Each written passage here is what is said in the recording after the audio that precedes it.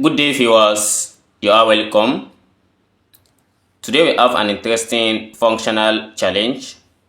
F of x equals x squared. And what is f of 1? This is a composite functions requested to find f of 1. And how do you solve this? Drop the answer in the comment box. Let's consider the solution.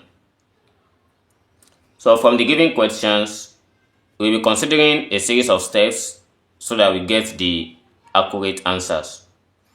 In the first step, suppose I let x equals 1. So this becomes f of 1 equals 1 squared. And 1 squared here also equals 1. And on getting this, so again, suppose I let a to be equals f of 1 that we have in this function. So therefore, our f of a will be equals 1. So this is what we have at this point. And in the next step, so initially I plug in x to be 1.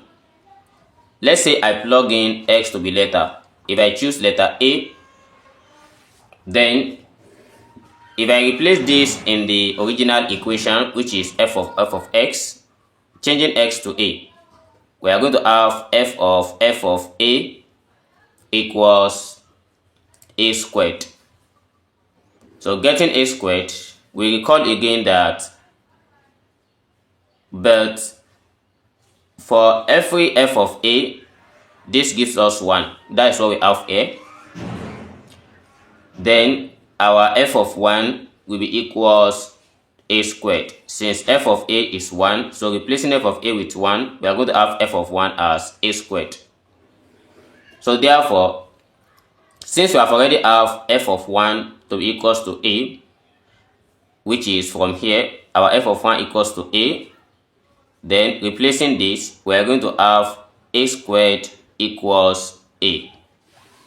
So since a squared equals to a, we transfer this a to this side, having a squared minus a equals 0. So it's a quadratic, we need two answers. Taking out a, we have this as a minus 1 equals 0. So therefore, there are two answers here.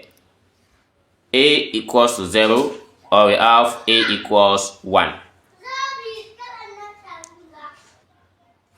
So after getting these 2 points, a equals 0 and a equals to 1, then let's consider the next step.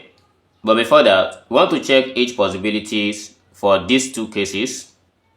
And recall that when we have f of 1, this is a. And when we have f of a, this equals 1. So we're building everything based on these two functions. So for the first case, let's say case 1. If a equals to 0, then for this, f of 1 becomes 0 and f of 0 becomes 1. Now, suppose I let x to be equals to 0 from the original equations. We are going to have f of 0. So this equals 0. And from here, our f of 0 here is given as 1. So therefore, our f of 1 equals to 0. And this is consistent for f of 1 equals to 0. So since we have f of 1 equals to 0 here as well. And again, if we start putting in any values, let's say f of x equals to, at x equals to minus 1, so that may be possible as well. So let's check for the case 2 of this. If our a equals to 1, then we are going to have to input this as well. So we have a equals to 1. So therefore, we have two things. From f of 1 equals to a, this f of 1 will be equals to 1, and also f of 1 also equals to 1.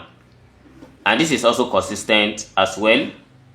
So then, since we have f of 1 equals to 1, so making it consistent, so let's proceed to the next step. So in this next step, can both cases be valid under some f? We have to consider that as well. So let's recall that if you have f of x, which is equals x squared, and if f of 1 equals to 1, then f of 0 will be equals 1. Then letting x to be equals to 0, so from here we are going to have f of 0 equals to, so this gives us, but f of 0 here is given as 1, so we have this as f of 1, then everything here equals 0. So therefore we see that a 0 square here equals to 0, so that is consistent. But does a function with f of 1 equals to 0 and f of 0 equals to 1 satisfy f of x equals to x squared? So we have to verify that as well.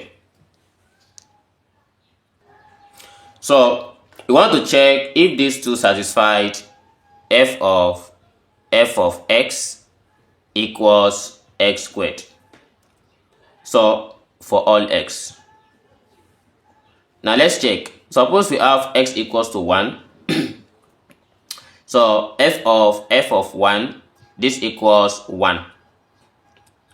And from f of 1, that gives us 0. So therefore our f of 0 equals 1. So this satisfied. And looking at this, so equating this together, so we are going to see that our 1 squared here equals 1.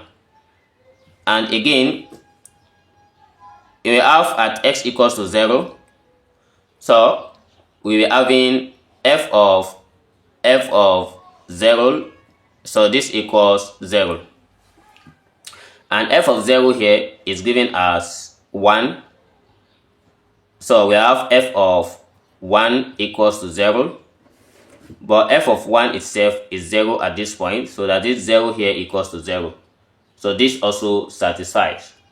But we need some more constraints, like some more factors. So let's check, consider some power functions. So by considering some power functions, let's say, if I consider, like, let's say f of x equals x raised to the power of root 2. So just assume this. So if we try to check for f of 1, so this equals 1, because 1 raised to the power root 2 equals 1. And again, if I replace this with p, for instance, so having f of x to be equals to x raised to the power of p, we should know that from here our p square will be equals to 2, because taking the square root of both sides, so p becomes root 2, considering only the for both positive and negative.